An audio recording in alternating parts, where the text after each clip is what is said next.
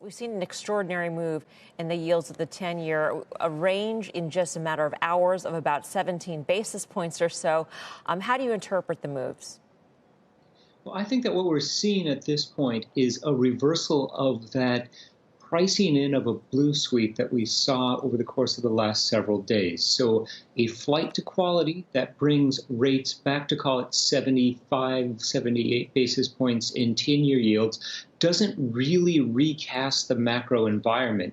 What it does do is it sends a very clear message that the market is concerned about the transition in what was expected to be a pretty decisive election and is now very clearly a tight race, and what that means for stimulus in the near term and what that means for economic policy more broadly.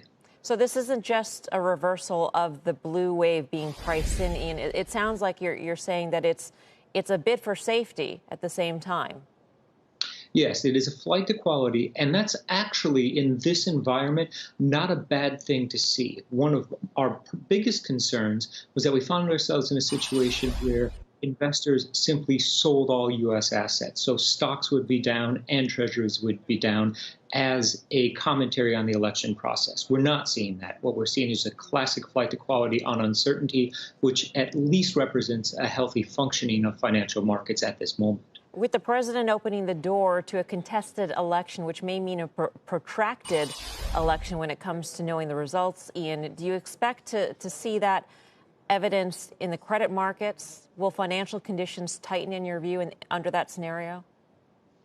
Well, the pullback in equities has already started to tighten financial conditions on the margin.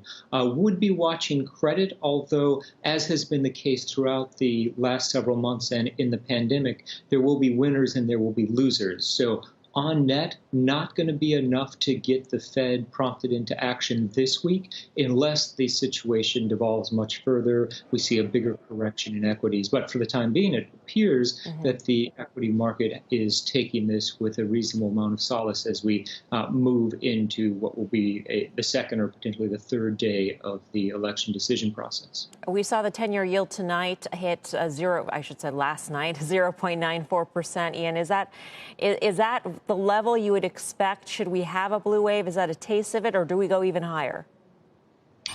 If we did see a blue wave, I would actually expect 10-year yields to be above 1%, maybe even as high as 125. Now, that isn't necessarily predicated on only a blue wave.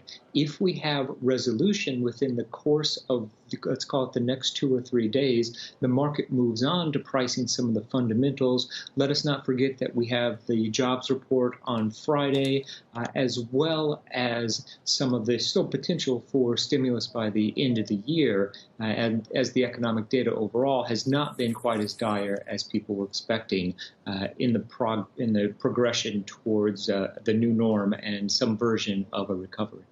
In terms of the Treasury yields moving higher on a quickly decided election, does it matter under that scenario who wins? I would say it's less relevant who wins, especially given how close the race is now. And if we find ourselves in a situation where the Senate ends up in GOP hands, a gridlock isn't a bad thing for the real economy. Less out of Washington tends to be a net positive.